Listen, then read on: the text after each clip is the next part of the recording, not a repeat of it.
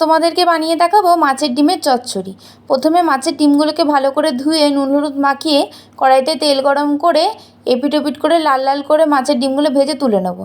এখানে আমি নিয়েছি আলু, কুমড়ো, ঝিঙে, চিচিঙ্গে, কাঁচা লঙ্কা।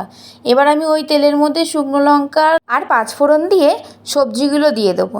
এবার তাতে নুন আর হলুদ আর কেটে রাখা বড় বড় করে পেঁয়াজগুলো দিয়ে সবজিগুলো গ্যাস কমিয়ে খুব ভালো করে ঢাকা দিয়ে সেদ্ধ করে নেবো। দেখো সবজি দিয়ে অনেকটা কিন্তু জল ছেড়েছে। এবার আমি ওতে দিয়ে দেবো আদা জিরে বাটা, হলুদ গুঁড়ো, লঙ্কার গুঁড়ো আর ধনে গুঁড়ো। এবার আমি ভেজে রাখা মাছের ডিমগুলো হাত দিয়ে ভেঙে ভেঙে দিয়ে দেবো। এবার আমি সব কিছু খুব ভালো করে মিশিয়ে নেব। এবার আমি ওপর থেকে দিয়ে দেবো খানিকটা চিনি। গ্যাসের ফ্লেমটা বাড়িয়ে ভালো করে জলটা শুকিয়ে নিলে কিন্তু আমাদের মাছের ডিমের চচ্চড়ি একদম রেডি। এই রেসিপিটি কিন্তু তোমরাও বাড়িতে ট্রাই করে দেখতে পারো। ভিডিওটি যদি ভালো লেগে থাকে লাইক, শেয়ার এবং চ্যানেলটিকে সাবস্ক্রাইব করে দেবেন।